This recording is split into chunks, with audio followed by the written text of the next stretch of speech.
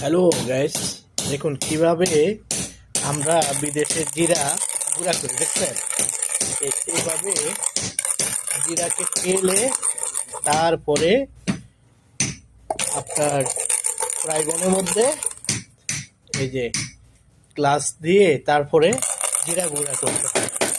এটাকে বলে organic organic জিরা গুঁড়া মশলা।